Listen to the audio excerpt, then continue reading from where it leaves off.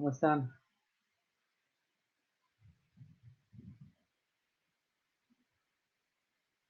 ¿Sí me escuchan?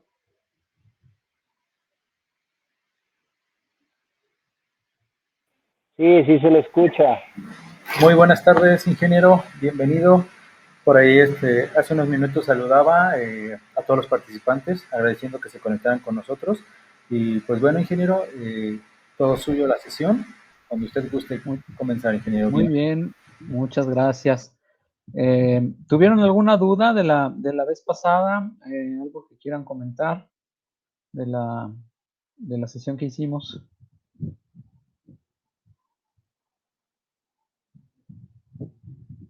No, al parecer no hay dudas, ¿verdad?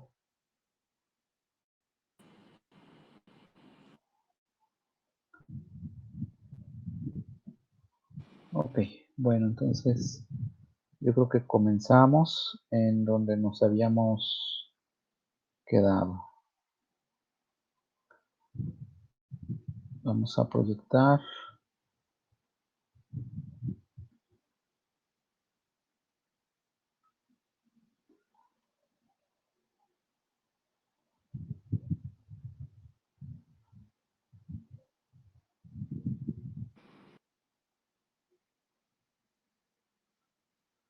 Se ve mi pantalla a pantalla completa, ¿verdad? Mi presentación. Sí, profe. Sí, ingeniero. Ok. Bueno, entonces, la sesión pasada nos quedamos brevemente, hicimos una introducción a los métodos geofísicos, estuvimos hablando de cómo se clasifican los métodos, de los distintos tipos de clasificación, que hay métodos aéreos, terrestres, marinos, que estuvimos hablando también cómo se clasifican por la energía que estudian, y aquí hablamos pues de los métodos magnéticos, métodos de gravedad, métodos eléctricos, radiométricos, etcétera.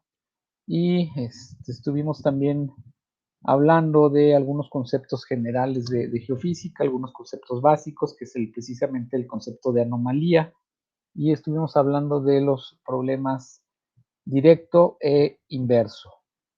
Entonces empezamos a abordar el método magnetométrico. Estuvimos hablando de cómo se genera el campo magnético terrestre, qué cosas lo afectan.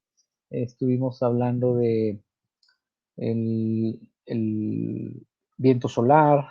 También por ahí hubo unas preguntas relacionadas con las tormentas geomagnéticas. Y ya pues posteriormente pasamos a revisar algunos conceptos de, de la magnetometría como tal. Entre estos estuvimos viendo pues cómo es el IGRF, el mapa mundial de anomalía magnética, y empezamos a ver cómo la anomalía, cómo se conforma de un modelo teórico, ¿no?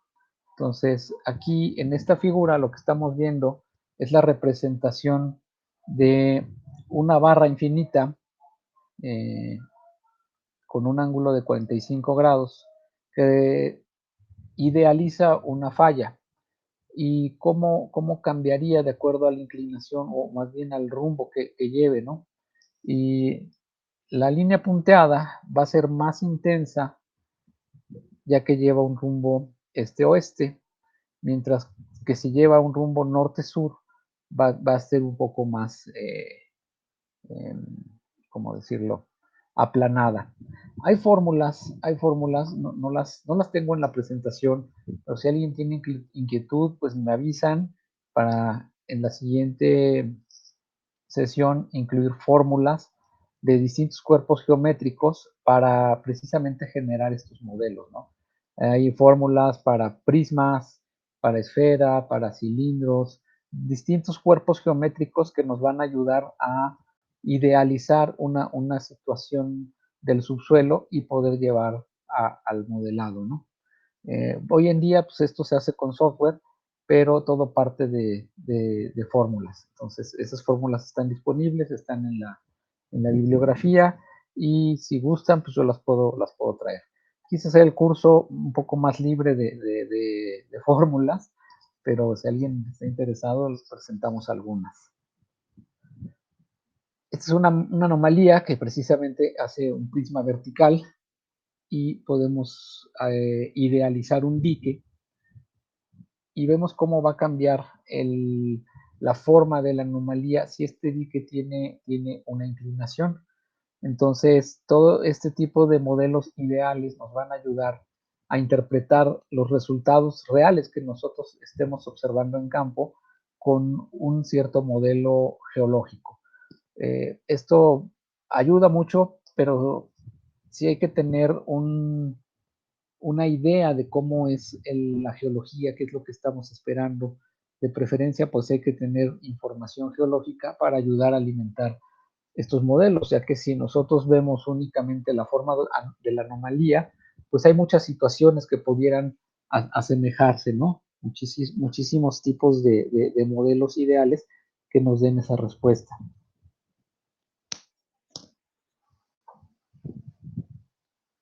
Aquí hay una más, cambiando el ángulo de inclinación, cómo cambian considerablemente las formas de las anomalías, ¿no? Bueno, vamos a hablar de un concepto que es muy importante para el tema de la magnetometría, para hacer todos los estudios magnetométricos, y es el parámetro de susceptibilidad magnética.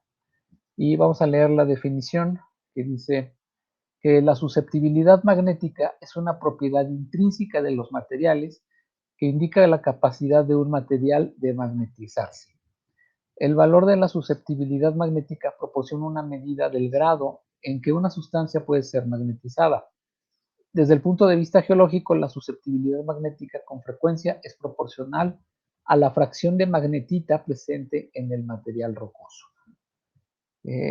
Podemos hacer aquí una analogía de la susceptibilidad magnética y la intensidad magnética a lo que vendría siendo la densidad y el peso. Esto sucede, bueno, con las propiedades intrínsecas, son aquellas que no varían de acuerdo a la cantidad de masa. Entonces, en el caso de la densidad, pues el peso va a aumentar conforme aumentemos la cantidad de masa. Sin embargo, la densidad va a ser siempre la misma. Vamos a pensar, por ejemplo, en el agua. Si nosotros tenemos 500 mililitros de agua, va a pesar 500 gramos. Si nosotros tenemos 1 litro de agua, va a pesar 1 kilo, y así conforme aumentemos el volumen o conforme aumentemos la cantidad de agua. Sin embargo, la densidad va a ser siempre la misma. La densidad del agua pues, va a ser siempre 1. Esto es una propiedad intrínseca, ¿no? Y así tenemos pues varias propiedades intrínsecas, como la resistividad eléctrica, o en este caso la susceptibilidad magnética. Es decir, no va a cambiar este valor aunque aumente el número de masa o aumente la cantidad de material que tenemos, va a ser siempre el mismo valor. Es una propiedad que es constante. Por eso es importante trabajar, sobre todo en geofísica, con propiedades intrínsecas. Entonces, seguimos leyendo la definición, y dice: recordemos que lo que medimos durante el levantamiento de magnetometría es el valor de la intensidad magnética total del campo en un punto dado, el cual está compuesto, entre otras variables, por el magnetismo de las rocas presentes en el subsuelo. Entonces, cuando nosotros generamos un mapa magnético, en realidad lo que vamos a medir es la intensidad magnética del campo.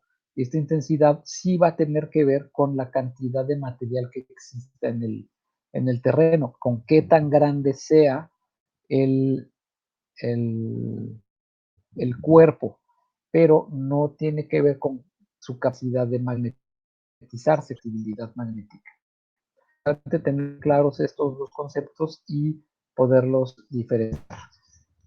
Vamos a continuar hablando de la susceptibilidad magnética.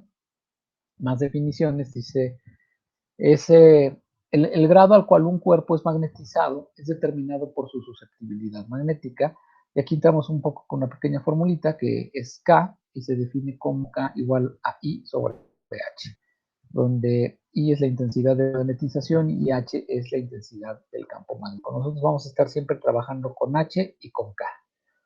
La susceptibilidad es el parámetro fundamental en prospección magnética, debido a que la respuesta magnética de las rocas y minerales es determinado por la cantidad de material magnético en ella. Vamos a poner un ejemplo muy práctico para que quede la susceptibilidad magnética. En la sesión anterior hablamos que la intensidad de campo magnético se mide con magnetómetros y estábamos hablando de que había magnetómetros escalares, magnetómetros vectoriales y que había distintas tecnologías de magnetómetros para medir la intensidad del campo magnético. Hablábamos de magnetómetros de bombeo óptico, magnetómetros de protón, magnetómetros de flujo, etcétera, ¿no? Pero aquí tenemos un equipo para medir la susceptibilidad magnética, que no es lo mismo que la intensidad. Este equipo, pues hay que poner en contacto la formación rocosa o una muestra de roca para que nos diga qué propiedad tiene o qué valor de intensidad magnética tiene. Entonces, la susceptibilidad es adimensional, sus dimensiones solamente se mencionan estar en el sistema internacional.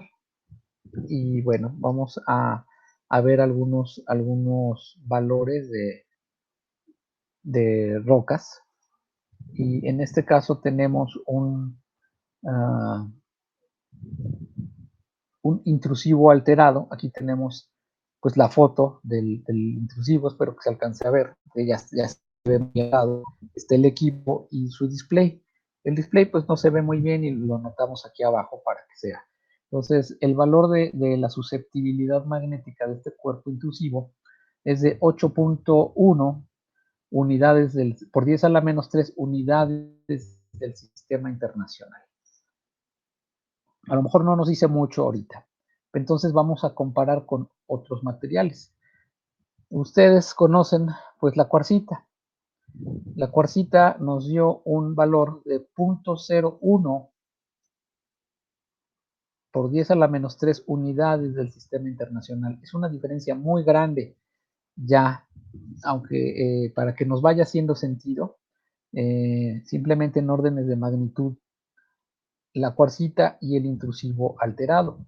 Esto significa que el intrusivo tiene mayor traza de magnetita, tiene una mayor cantidad de minerales ferromagnesianos que la cuarcita. También significa que esta roca intrusiva vamos a poderla identificar con un magnetómetro que mida pues la intensidad, ¿no? La intensidad del campo magnético. Vamos a tener una respuesta, mientras que al estar observando en la cuarcita, pues va a ser muy baja la intensidad del campo, ¿no? Todo esto nos va ayudando. Es muy importante hacer, por ejemplo, este tipo de mediciones en el campo, ya que nos va a ayudar a saber, a evaluar primero si vale la pena realizar un levantamiento magnetométrico en el terreno, si las rocas van a responder a esta propiedad de la magnetometría y de qué orden es el contraste, qué tan grande va a ser el contraste entre una roca y otra y qué voy a obtener, si voy a obtener una buena anomalía al hacer mi levantamiento magnetométrico. También con estos valores yo los puedo llevar a un modelado, hacer todos estos modelos de los que hablábamos al iniciar la sesión, de simular una condición geológica con cuerpos geométricos ideales para igualar la respuesta que me di en campo. Entonces, aquí yo ya tengo un parámetro real, que es el valor de la susceptibilidad magnética. Si yo quisiera hacer un modelo, yo voy, trazo mi falla ideal, mi dique ideal, mi cuerpo ideal, y le asigno un valor real que estoy obteniendo en campo de la formación. los modelos, el modelado magnetométrico va a ser más preciso conforme tenga más datos. Y un dato, pues es el de la susceptibilidad magnética. Si tengo datos a profundidad obtenidos de un barreno o de otro método geofísico, me va a ayudar mucho a acotar los cuerpos. En cambio, cuando un modelo no tiene datos, no tenemos estos valores de susceptibilidad magnética, cuando no tenemos una geofísica que nos respalde, una Ingeniero, disculpe la geofísica interrupción. documental. Uno de nuestros compañeros Sí, levantó la mano. Creo que desea hablar. adelante, por favor, que hablen.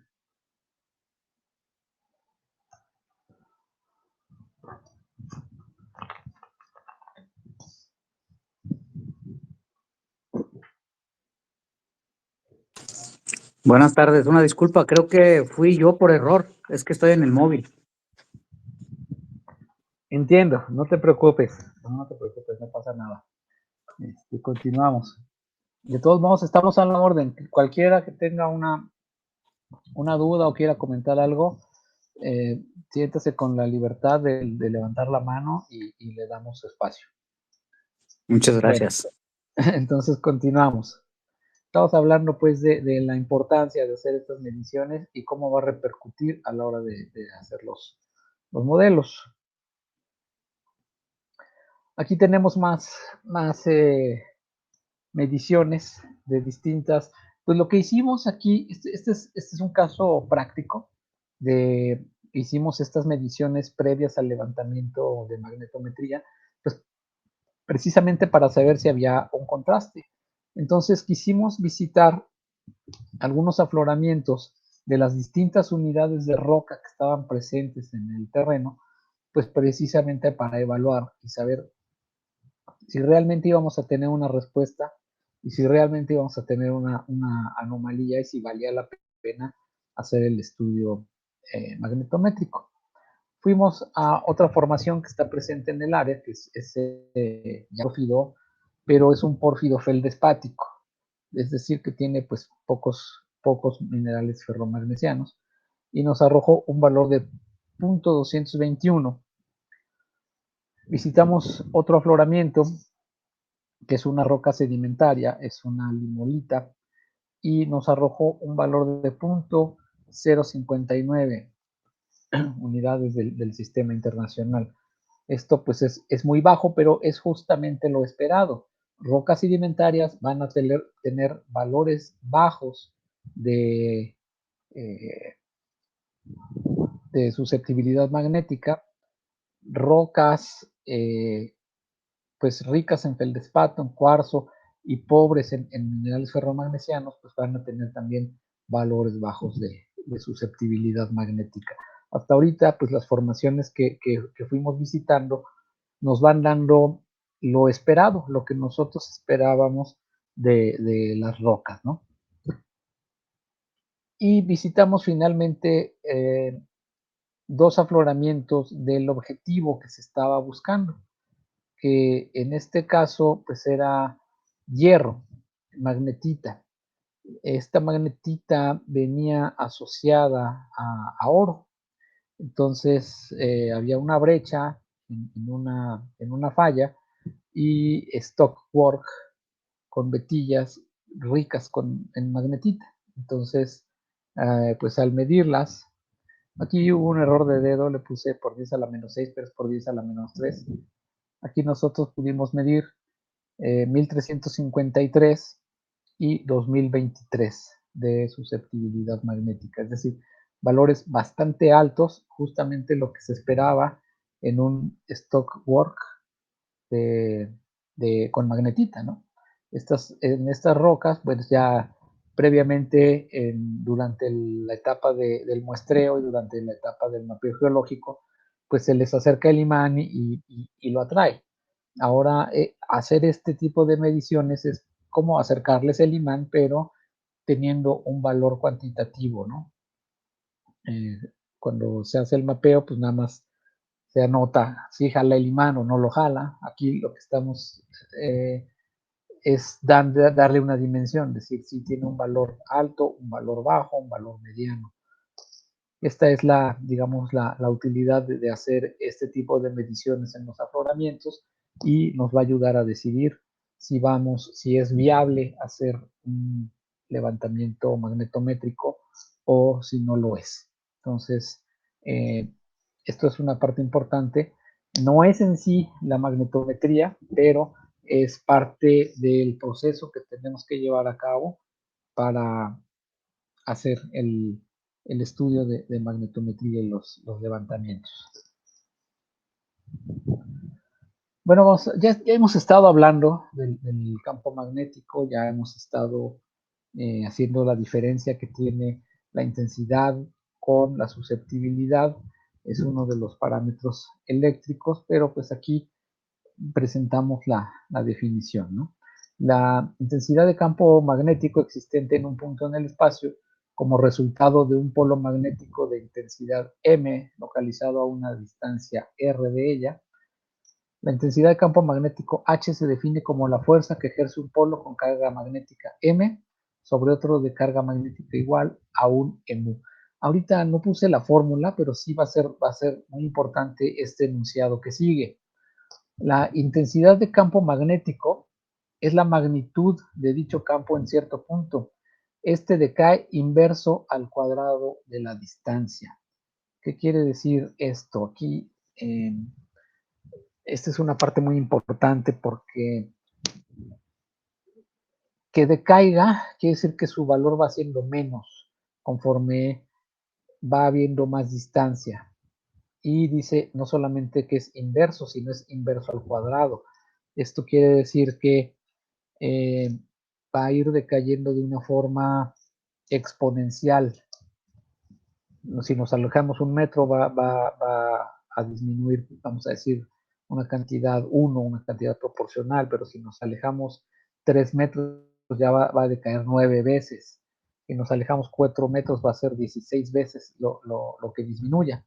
Entonces, esto es algo importante ya que va a afectar a la hora de tomar una decisión si nosotros queremos hacer un levantamiento terrestre, por ejemplo, o un levantamiento aéreo, ya que al alejarnos de la superficie terrestre, la intensidad del campo, del campo magnético de las rocas que queremos medir, va a reducirse mucho si lo medimos desde el aire que si lo medimos desde la superficie.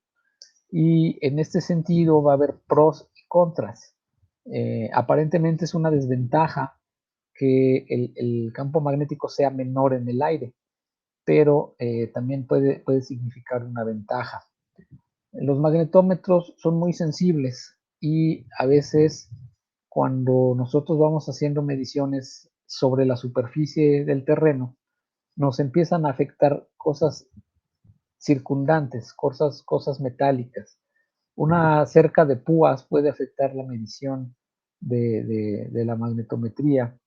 Una casa, un carro, unos postes con energía eléctrica, una línea de conducción, incluso hasta una línea telefónica puede meter ruido y puede afectar el valor que nosotros estemos midiendo y esto nos va a generar falsas anomalías. Entonces, si tenemos un terreno que está muy afectado por cercas, por objetos metálicos, incluso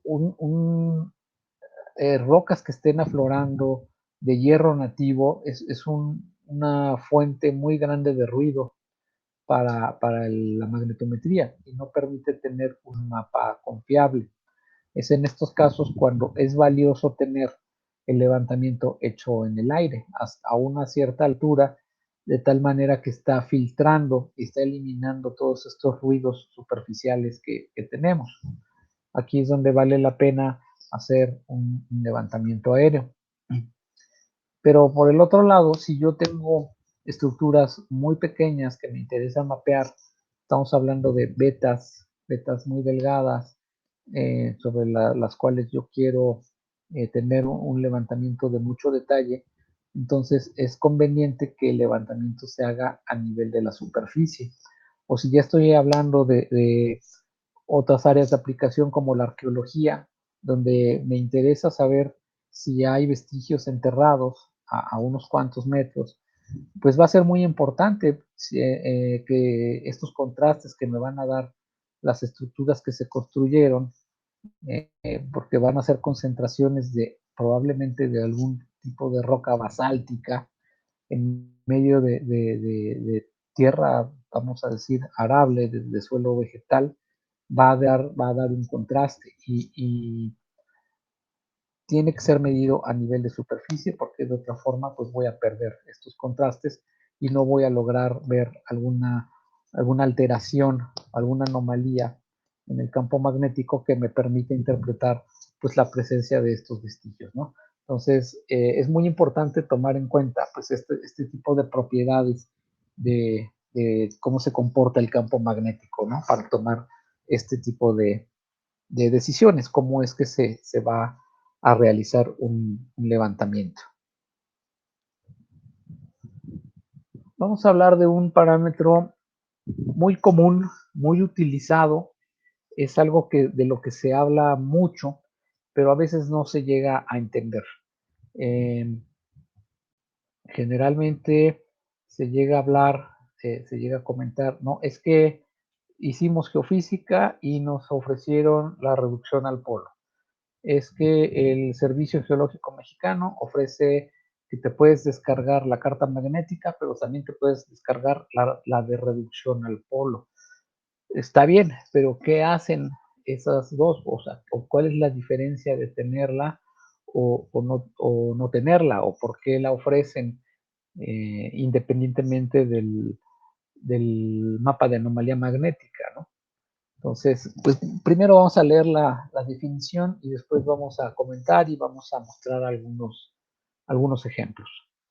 Dice la definición: la operación de reducción al polo reconstruye el campo magnético de un grupo de datos como si estos estuviesen sobre uno de los polos magnéticos. Esto significa que los datos pueden ser vistos en un mapa con inclinación magnética vertical igual a 90 grados y declinación 0. Esto ayuda en la interpretación, puesto que cualquier asimetría en el campo reducido al polo se puede luego atribuir a la geometría de la fuente y no a las propiedades magnéticas. Es muy importante entender que el proceso de reducción al polo es de hecho una interpretación y los resultados no son una aproximación real sobre el campo en el polo. Vamos ahora a comentarlo. Hacer una reducción al polo, yo lo quiero considerar, para mí es una corrección más. Hablamos al principio, la sesión pasada, de que había una variación diurna por pues, efectos del campo geomagnético y había que estar observando con un magnetómetro fijo esta variación para poder corregir. En el proceso de la magnetometría hay varias correcciones que hacer, ¿no? Hay varios arreglos, vamos a decir, que se le tiene que hacer a la señal para tener el dato real. También se estaba hablando del IGRF y yo considero a la reducción al polo como una corrección más.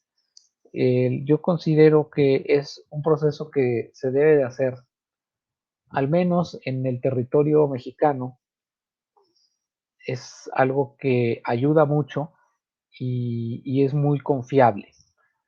De acuerdo a la geometría del campo geomagnético, habrá zonas a donde no sea conveniente hacer este procedimiento de reducción al polo, pero como está conformado el campo geomagnético terrestre y aquí a la altura prácticamente de todo el territorio nacional es muy estable, entonces esta corrección aplica muy bien a todas las áreas del territorio nacional. Podría haber algún problema si estábamos trabajando en Canadá, en Brasil, en Ecuador, donde las inclinaciones son muy fuertes o la declinación también, los gradientes son muy altos. Pero aquí en el país casi todo el campo es muy estable y funciona muy bien este tipo de correcciones. Y yo lo considero como una corrección porque es precisamente tratar de ver el mapa sin el efecto de la inclinación y la declinación. Se llevan a un estatus de valor 90 y valor 0 para que sea más fácil su lectura. Vamos a ver un proyecto, vamos a ver varios ejemplos. Me gusta verlo ya con ejemplos más aterrizados. Este es un proyecto que hice hace algunos años, donde pues el resultado final es este, ¿no? Es el mapa de intensidad magnética.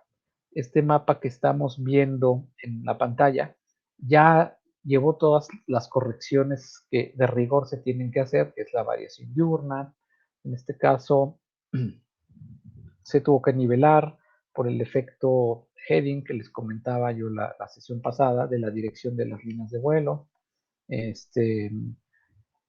fin, se corrigió el IGRF y el producto final, al final es este que estamos viendo en la pantalla. Y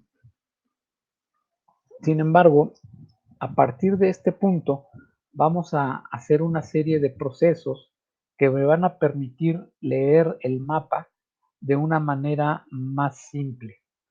De este mapa yo ya puedo sacar varias conclusiones, puedo sacar varias interpretaciones. Lo que hablábamos que es la interpretación cualitativa, de ver su forma, de ver cómo se distribuyen los valores, yo puedo hacer ciertas suposiciones en él, ¿no? Y de entrada, vamos a empezar a usar la pluma. De entrada yo puedo observar que hay valores en azul. Aquí no puse la escala de colores, pero se los voy a comentar.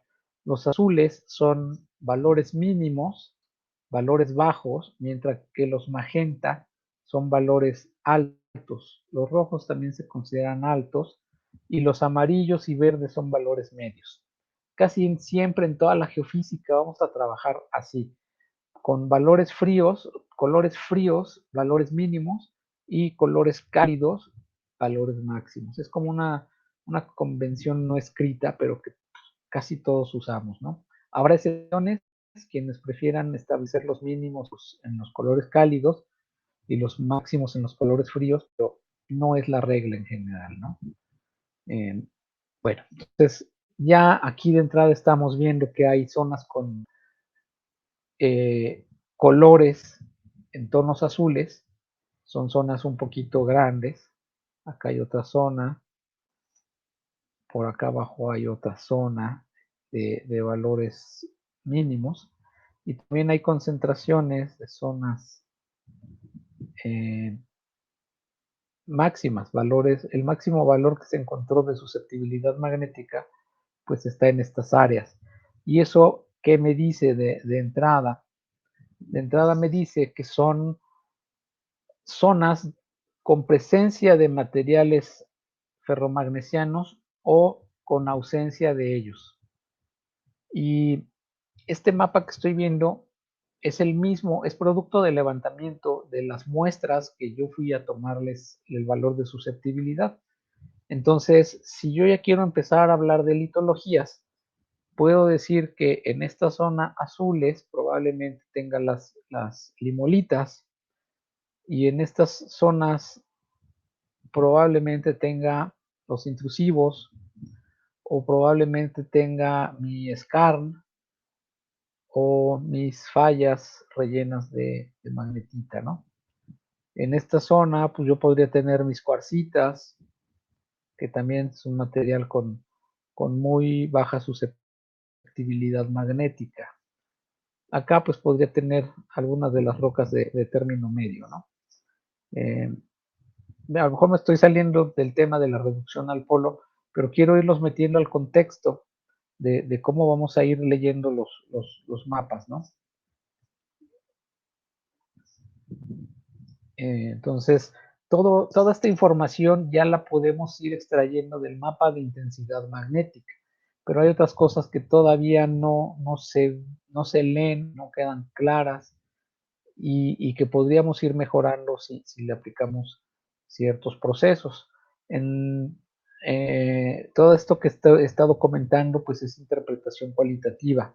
Son cosas que yo puedo afirmar basado en hechos como de que los valores máximos, pues están asociados a rocas con mayor susceptibilidad magnética y los valores mínimos a rocas con valores menores de susceptibilidad magnética.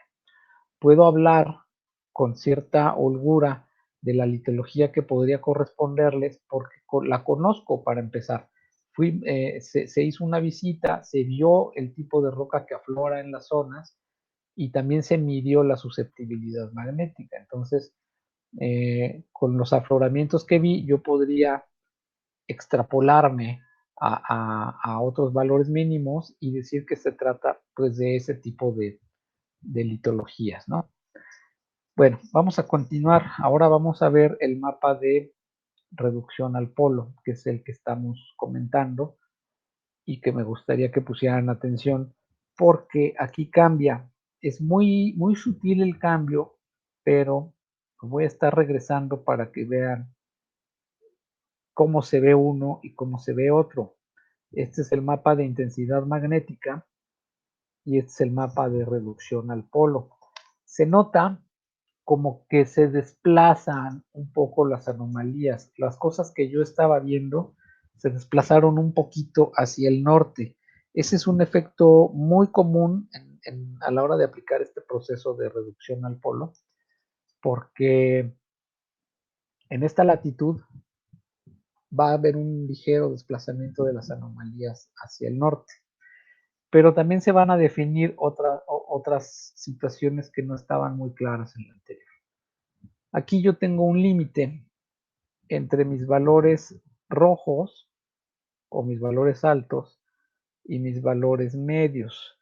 Entre esta zona verde que es muy estable, esta zonita verde la veo con mucha estabilidad, no hay grandes variaciones, no hay gradientes fuertes, mientras que esta zona, a partir de la línea negra hacia el norte, yo veo contrastes fuertes, valores que crecen o decrecen muy rápidamente en comparación acá. Aquí veo un conjunto de saltos como si fueran pequeños chipotes en esta parte, cosa que acá no, acá se ve muy plana. Todo este tipo de observaciones pues son muy útiles para ir haciendo la interpretación cualitativa, pero a la hora que yo aplico la reducción al polo, voy a ver que se dibuja con una mayor claridad esta línea, este límite que había observado ya antes. Entonces, mi sentido común me diría que eso podría ser una falla, donde de este lado hay un tipo de material, no sé cuál, pero el material que está al norte es muy distinto del material que está al sur. Ya lo estamos caracterizando y ya podríamos interpretar tal vez una estructura.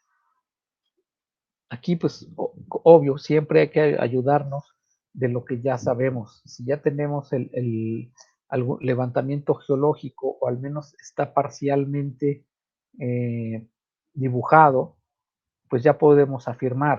Entonces, si los geólogos aquí en esta zona mapearon una falla, ya tengo evidencia de que efectivamente se trata de una falla y ahora sí puedo extrapolar y puedo pensar que todo esto que estoy dibujando acá es la falla, ¿no? Continúa, se extiende tanto hacia el surú como hacia el noré. Y aquí ya me ayudó la magnetometría, porque a esta parte no habían entrado los geólogos, porque es muy inaccesible, porque no hay caminos, por distintas razones, porque está cubierto, porque no hay afloramientos. Entonces, con lo que se estudió aquí, se mapeó aquí, yo ya puedo extrapolar esa información a otras áreas, pero no era claro en el primer mapa y vino a ser claro hasta que pude leer este otro mapa que le llamamos reducción al polo. Entonces, aquí viene la utilidad de ir haciendo este tipo de procesos.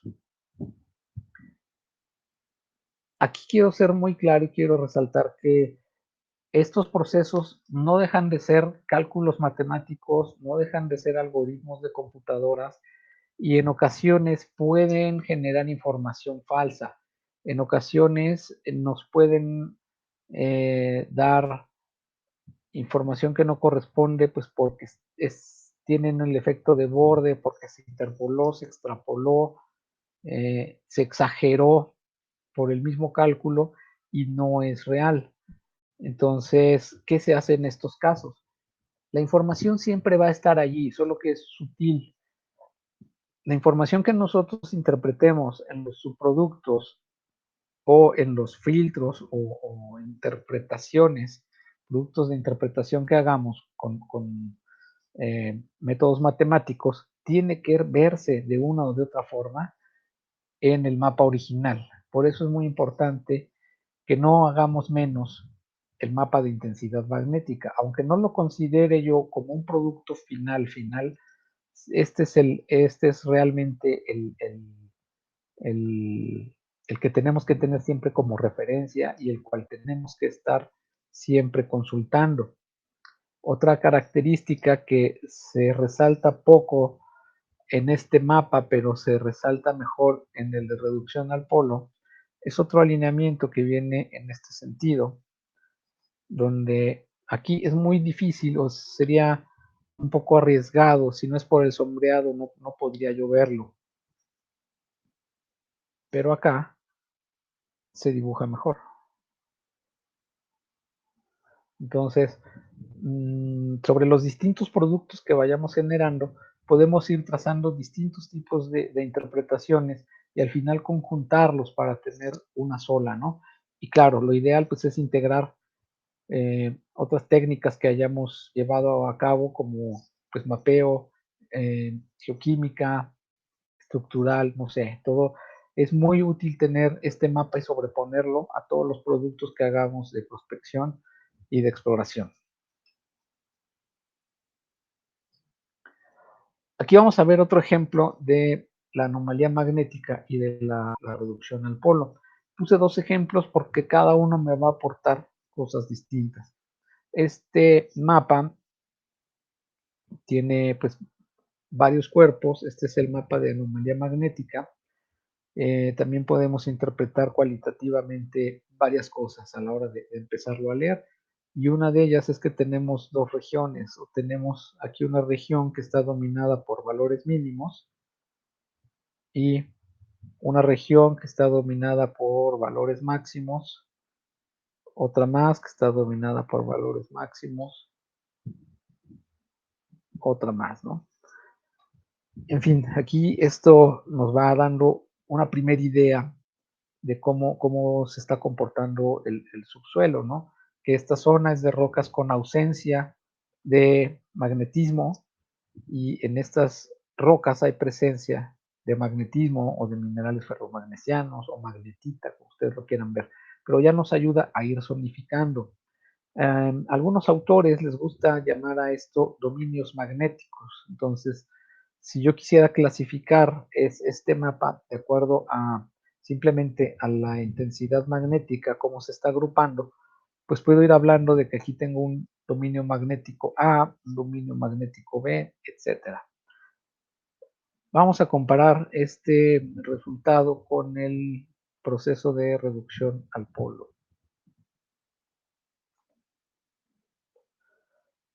Aquí está, reducción al polo, mapa magnético, reducción al polo, mapa magnético.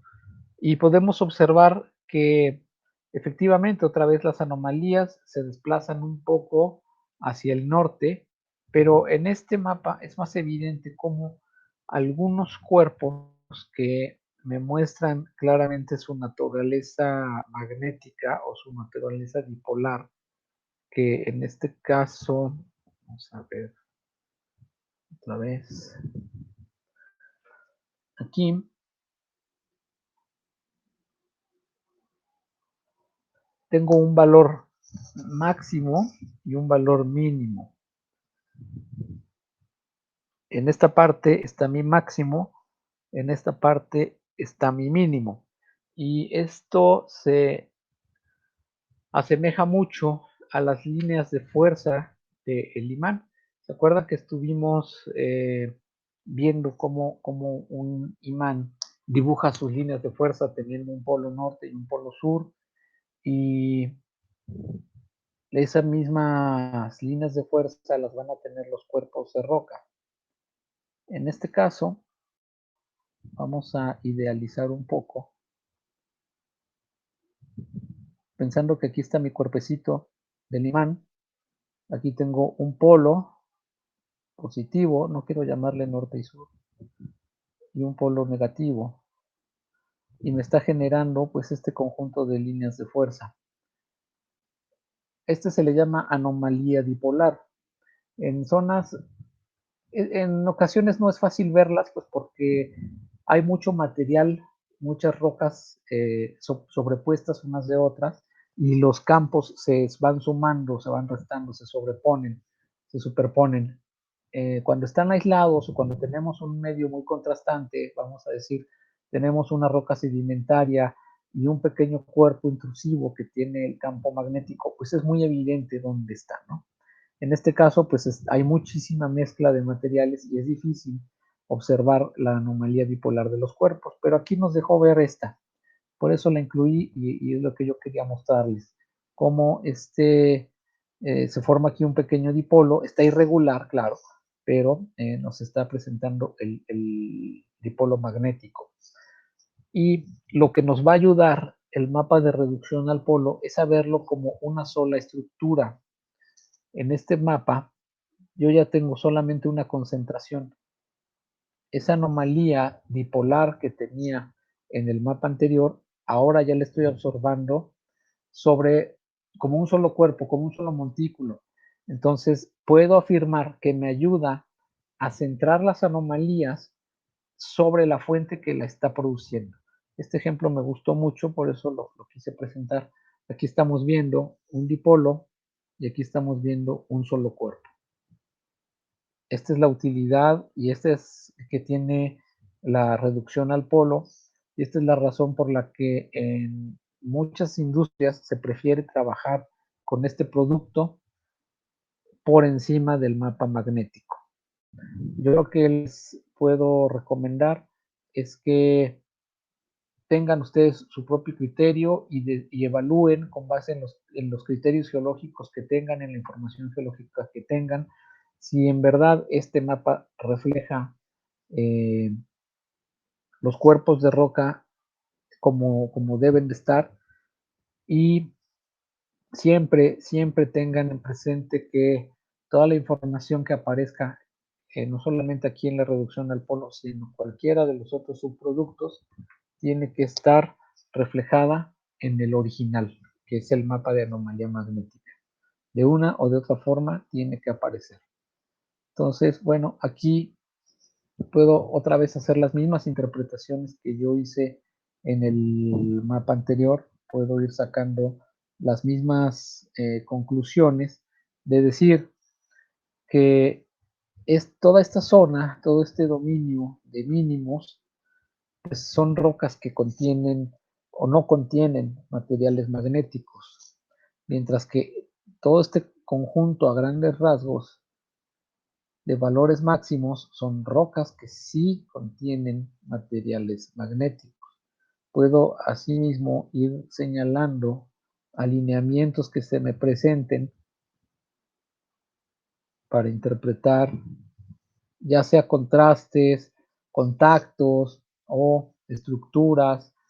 En este momento sería difícil afirmar que esto se trata de una falla, pero puede ser un contacto o algún otro tipo de estructura alineada que se está presentando y me divide este territorio en dos partes según el criterio de el contenido o sus materiales magnéticos. Entonces, puedo ver que abruptamente cambia de la parte sur a la parte norte la forma en la que se distribuye el magnetismo en las rocas, que de alguna manera forma un alineamiento, y si quiero darle un sentido geológico, y tengo algo de información, pues puedo empezar a pensar en alguna estructura en este caso, ¿no? Bueno, hay otras, más adelante vamos a ir revisando porque hay más productos que se van aplicando a la interpretación magnetométrica. Hasta aquí tenemos dudas, vamos bien, ¿se ha entendido? ¿Cómo están?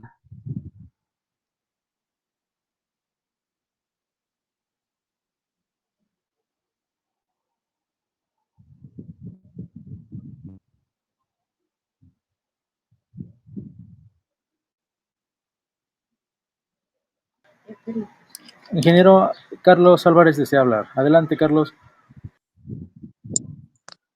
Sí, buenas tardes, maestro. Buenas tardes. Pues en los afloramientos que tomó ahí la información de lo que es intensidad magnética o algo así, me dijo, ¿no? El término. Susceptibilidad. Susceptibilidad magnética, exactamente es el término. La alteración como tipo meteórica más que de abajo hacia arriba, ¿puede tener afectaciones en esas mediciones en la superficie? ¿Va cambiando a profundidad? ¿O cómo interactúa ahí lo que es la litología? Bueno, sí, desde luego, vamos a lo que estás mencionando, ¿no? La alteración meteórica, pues nos va destruyendo la roca y se va llevando, pues, tanto los minerales más débiles como los que nos están causando la magnetización. Entonces, si bien no es la mejor representante de esa formación de roca, sí nos dice qué parámetro o qué podemos esperar de ella. Me voy a regresar a ese ejemplo que pones para que lo revisemos, ¿no? Si te refieres a esta que está aquí, que se ve muy alterada por el intemperismo, ¿no? Sí, sí, ese sería un claro ejemplo. Entonces, con todo y que es una roca que está alterada por el intemperismo, sigue teniendo un valor alto de susceptibilidad magnética en relación a otro tipo de roca como sería la cuarcita, ¿no? De una forma relativa, no, yo podría decirte que no afecta, ¿no? Relativamente al compararlo pues con otras rocas. O sea, sí me va a dar un parámetro suficientemente alto, a pesar de que sea una roca alterada, una roca intemperizada, eh, la voy a seguir diferenciando de otro tipo de rocas que no contienen ese nivel de magnetismo, ¿no? Que son de otra litología completamente diferentes. Ya si quiero yo diferenciarlas, si quiero una mejor calidad de medición, pues a lo mejor tendría que buscar un mejor ejemplar de esta formación, ¿no? Pero pues eso implicaría probablemente hacer una zanja, probablemente eh, buscarla a profundidad y no necesariamente la voy a encontrar, ¿no? O sea, aunque traiga una maquinita y le escarbe un par de metros, pues tal vez no mejore la calidad de esta roca, ¿no? Entonces, pues me quedo con lo que hay y el contraste pues, es suficientemente grande, al menos como para caracterizar y saber que sí vale la pena el estudio de magnetometría, ¿no? De acuerdo, maestro. Muchas gracias. Este tipo de artefactos, de aparatos de susceptibilidad magnética, también se pueden usar en el core, en el núcleo. Sí, es correcto, están pensados también para núcleo, tienen la forma, aquí no se ve porque están boca abajo, pero la forma del sensor es redondita y es apenas un poco más grande que el diámetro del núcleo, ¿no? Uno de los diámetros más grandes del núcleo. Entonces, funciona mejor cuando le pones el núcleo y está cortado para que la superficie sea plana, ¿no? Pero sí este aparato puede funcionar tanto en afloramiento como en el logueo de núcleos. Recordarás que en la primera sesión estuvimos hablando que hay una actividad que es el logueo geofísico de los núcleos o de los pozos, ¿no? De los barrenos, donde se usa una sonda y cuando lo que queremos es loguear son núcleos, utilizamos este tipo de aparatos precisamente. Excelente, muchas gracias. No, gracias a ti por participar. Bueno, pues nos regresamos, estábamos viendo este producto de reducción al polo. Me quise detener en él porque es muy importante. Se habla en la industria siempre que va ahí, alguien tiene información de magnetometría, sale a temas. Existe la reducción al polo, si le hicieron el proceso de reducción al polo, cómo vienen los datos. Es algo que se habla mucho en la jerga de la geofísica minera, pero pues a veces no se entiende de qué se habla, ¿no? Entonces, sí quería yo hacer un poco de énfasis en ejemplificar la utilidad que tiene de hacerlo, y también que a veces pues, no es una regla que siempre se tenga que hacer, ¿no? Pero es conveniente, al menos en la latitud en la que nosotros estamos, ¿no? Vamos a ver otro producto que se usa mucho también en minería, y se llama derivada vertical. También se le llama gradiente vertical. Y dice la definición: el tradicional gradiente vertical puede reforzar y mejorar la definición de la estructura regional y los bordes de las anomalías. Se utiliza para resaltar las anomalías de poca longitud de onda, que son enmascarados por las anomalías regionales de mayor longitud de onda. Las características que resultan pronunciadas con este procedimiento se relacionan a fuentes más superficiales o a anomalías residuales. Dicho en otras palabras, la derivada vertical se usa mucho para resaltar cuerpos someros, cuerpos superficiales y cuerpos de poco tamaño. A veces tenemos, vamos a decir, un conjunto de vetas, un conjunto de diques, pero por debajo de él hay un gran intrusivo. Entonces, este conjunto de diques o de vetas queda enmascarado por el valor, por la anomalía tan fuerte que está produciendo el intrusivo que trae debajo, y no es fácil observarlo. Si yo hago este procedimiento, este filtro o este proceso de derivada vertical, es probable que se resalten este tipo de anomalías como dice aquí, de poca longitud de onda, ¿no? Aquí traigo un ejemplo y me gustaría verlo. Este es el campo magnético total, el producto final de la magnetometría, y esta es la primera derivada vertical. Lo que nosotros podemos observar, pues, es que aquí se resaltan más alineamientos. Voy a dibujar un poco, como este, por ejemplo, estos, que sí existen en mi mapa original, pero es difícil ver, ¿no? Aquí está con un mínimo, de hecho. En esta parte no resalta ese cuerpo o ese alineamiento. Mientras que aquí sí. Sí, espero que se pueda ver cómo es que este tipo de cuerpos, por ejemplo, de aquí, perdón, acá resalta mucho más. Entonces, la finalidad de este proceso es que aquellos cuerpos que sí los podemos distinguir, repito, siempre tenemos que poderlos ver en el mapa original. Aquí el mouse no ayuda, pero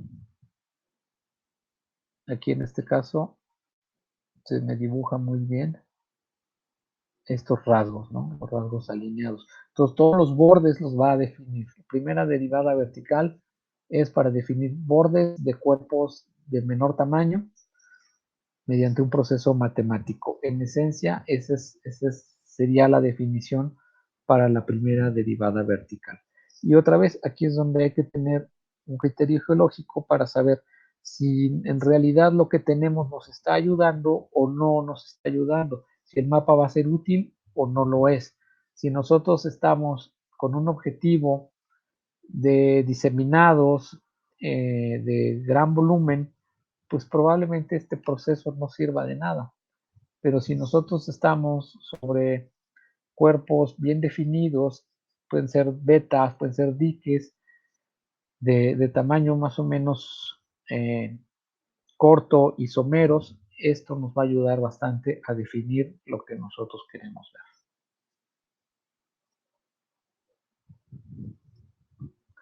Y precisamente como es un proceso matemático,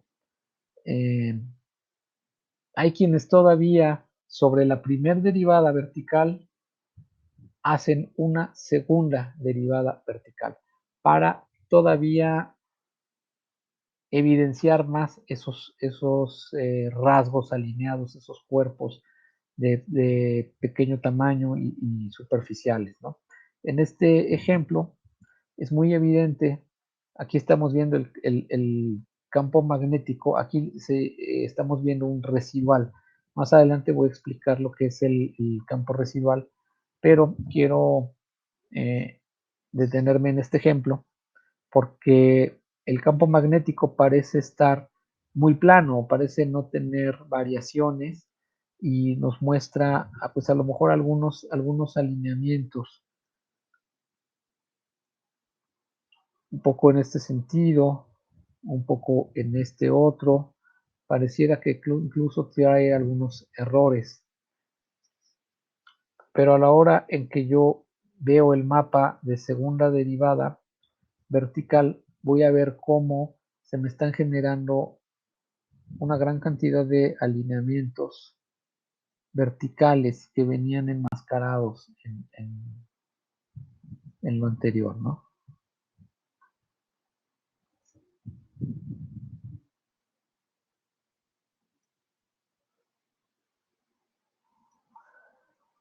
En fin, es muy, muy evidente, muy clara, muy gráfica esta imagen. Hay un gran conjunto de alineamientos y de pequeños cuerpos que se me están formando a raíz de hacer este proceso de segunda derivada. La primera no fue suficiente, le damos otra pasada y esto es lo que obtenemos, ¿no?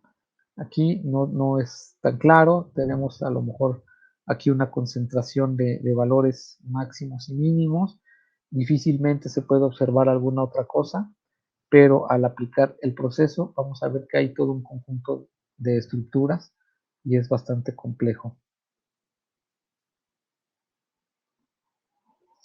Este es un proceso muy matemático, incluso en algunas, aquí hay que tener mucho cuidado al utilizarlo porque pues ya en algunas ocasiones ya pierdes el sentido geológico, ¿no? Ayuda a evidenciar alineamientos, pero no tiene tanto un sentido geológico. Es muy matemático, es estrictamente eso, hacer una derivada sobre los datos que estamos viendo, ¿no? Una diferencial. Aquí podemos ver cómo al aplicar valores de derivadas se van cambiando de forma las anomalías.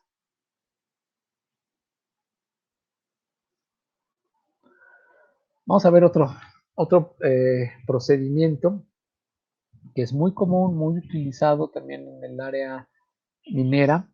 Este es uno de los favoritos de los prospectores.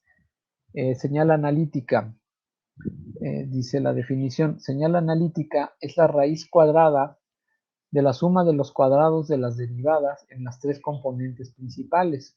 Es útil para localizar bordes de fuentes magnéticas, en especial donde el campo remanente pueda complicar la interpretación. De aquí viene la fórmula, señal analítica, raíz cuadrada de la suma de los cuadrados de las derivadas. Delimita fuentes electromagnéticas y también es utilizada para relacionar las anomalías magnéticas con las de gravedad. Esta fórmula es seguramente, dicen, ya la vi, me suena, la he visto, porque es un módulo. Si recuerdan un poco de las clases de cálculo vectorial, al sacarle el módulo a cualquier vector, pues teníamos que aplicar esta formulita, ¿no? La suma de la raíz cuadrada de la suma de los cuadrados.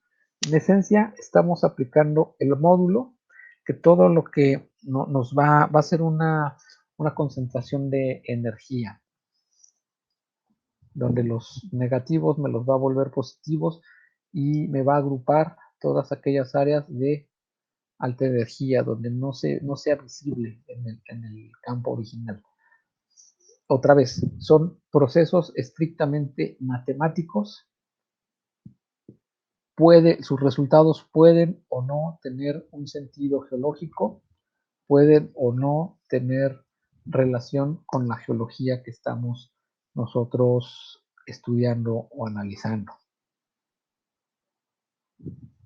Vamos a hacer un ejemplo. Nuevamente, este tiene que ver con los dos anteriores que ya estudiamos.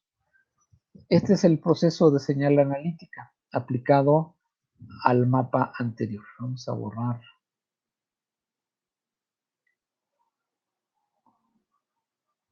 todo lo que ya hicimos.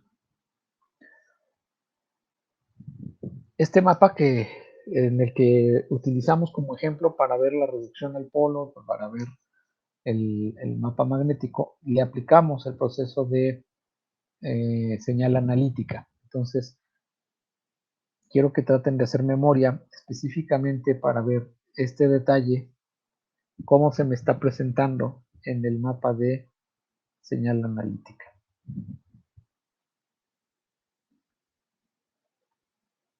Aquí está. Está concentrando cuerpos, está haciendo un promedio. También es una forma, de manera similar a como lo hace la reducción al polo, de centrarme las anomalías sobre el cuerpo que las está produciendo para que yo pueda leerlo de una manera más fácil. Sin embargo, aquí me está concentrando algunos cuerpos. Vamos a regresarme. Es muy bueno que lo podemos tener aquí. Esta parte de acá me la está presentando igual, concentrada. Aquí. Es consistente. Algunos intérpretes les gusta señalar inmediatamente como targets a los máximos que salen de la señal analítica. Para mí eso es algo un poco arriesgado porque no tiene fundamento geológico, pero pues es tan común la práctica y a muchas personas les ha funcionado que sobre de targets se propone, sobre de estos valores máximos de señal analítica, se proponen targets para hacer geofísica de detalle y tal vez los más aventureros, si tienen alguna evidencia geológica, van directo a barrenación en estos targets. Nuevamente, aquí ya es criterio de cada quien. En mi opinión, eso es pues, muy arriesgado, pero sí da una buena idea. Es un parámetro más, es un dato más, es una fuente para tener un criterio, para interpretar y tomar decisiones. Aquí, otra vez, pues tenemos una concentración, nos ayuda a separar todo este campo o este dominio de mínimos, toda esta zona donde tenemos ausencia de materiales ferromagnesianos. Y para yo poder afirmar eso, tengo que irme a mi mapa original y saber si es congruente con eso.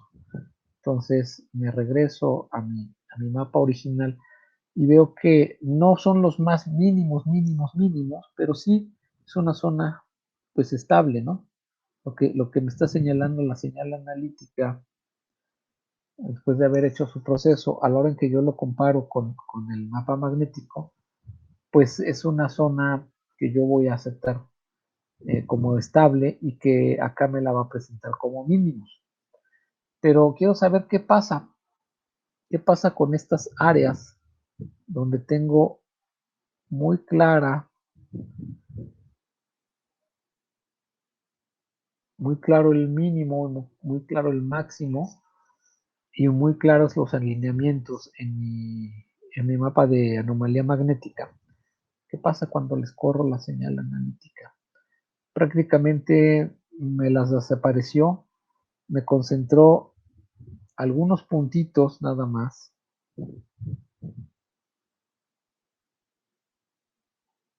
Por eso es que muchos creen que limpia la información que no es necesaria y nos deja solamente información muy útil que podrían ser verdaderos targets. Nuevamente repito, esto es criterio, esto es de cada quien. Vamos a pensar que estas son las fuentes magnéticas, nada más.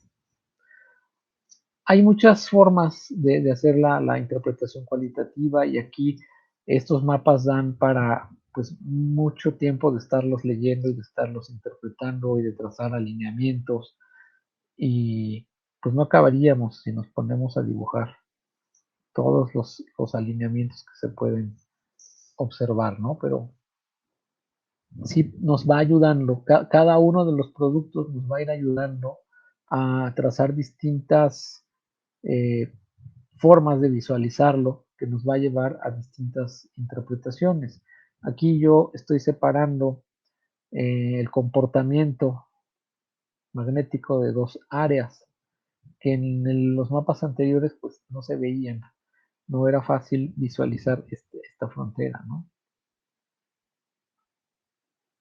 Este límite, ni aquí en la anomalía magnética, ni tampoco en la reducción al polo, pude yo señalar ese límite como arqueado que señalé, que marqué, que es este que está aquí. Si lo buscamos, debe de estar. Esa es la regla. Todos los datos tienen que estar. Y entonces, probablemente,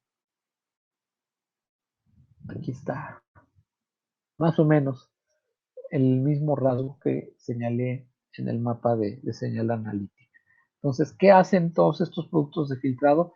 Nos ayudan a visualizar lo que debe de estar contenido en este producto, pero no es fácil de leer.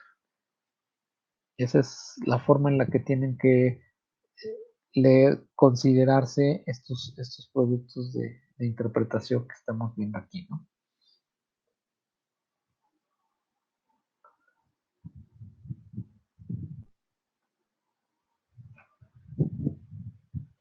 Aquí hay una comparativa. Un modelo ideal de 3 cuerpos se le aplican ambos procesos, reducción al polo y señal analítica. Entonces, el mapa original es este que está a la izquierda. Observa aquí estos 3 cuerpos. Se le hace el proceso de reducción al polo, no cambia significativamente, se podría intensificar más tal vez el borde de estos. Aquí se ve cómo se deforma hacia arriba, pero en esencia son lo mismo. Mientras que el de señal analítica se encarga de aislar y concentrar perfectamente bien los cuerpos, tanto la barra, este cuerpo y este prisma alargado, me separa en dos fuentes, dos puntos de mayor intensidad o de mayor concentración. Esta imagen pues es muy clara de qué hacen, de que no hay que olvidar que son procesos matemáticos y cada uno modifica los datos de distinta manera. Ya depende de nuestro criterio saber qué aplicamos y a qué le vamos a dar un sentido geológico, que finalmente hacia allá es el objetivo de hacer no solo sino todos los métodos geofísicos, aterrizarlos en un significado geológico que nos conduzca pues a la exploración de yacimientos minerales. Entonces, con esta tablita nos deja muy claro la capacidad matemática de transformar los datos de estos procesos pero también lo que son capaces de hacer y cómo nosotros lo podríamos llevar a una interpretación, ¿no? A aterrizarlo a algo que nos sea útil geológicamente hablando. Pues ahora sí vamos a hablar de las anomalías regionales y residuales, que es algo que también se escucha mucho, de lo cual se habla bastante en los procesos de geofísica, sobre todo en este de magnetometría y en el de gravimetría. Suele decir si se le aplicó un regional, un residual, pero ¿qué es eso exactamente?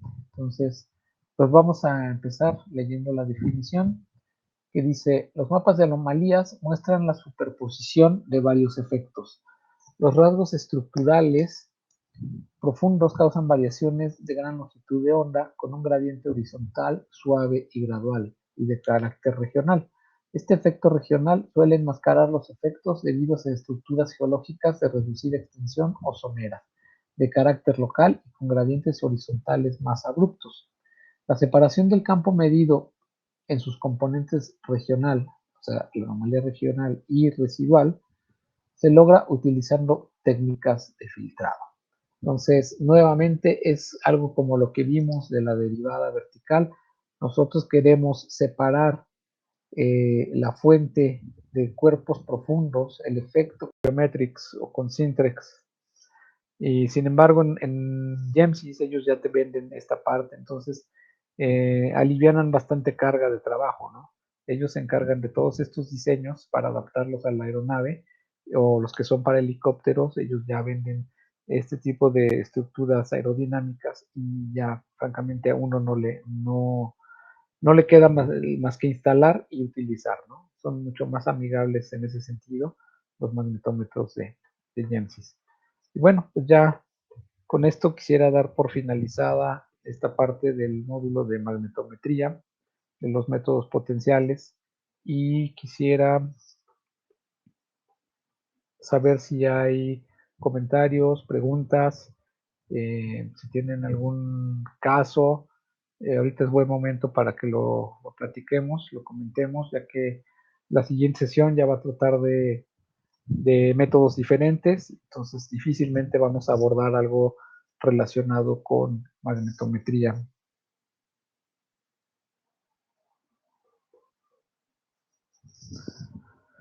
¿No hay preguntas? ¿Comentarios?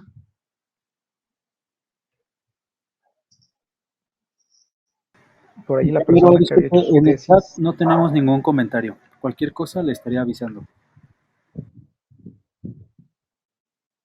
Ok, bueno, pues entonces ya se agotó el tiempo, nos quedan 20 minutos. No quisiera iniciar tema nuevo, si no hay preguntas. Yo creo que aquí terminamos por hoy la sesión, y si las hay, pues adelante, ¿no? Ahorita es buen momento antes de que entremos a temas nuevos.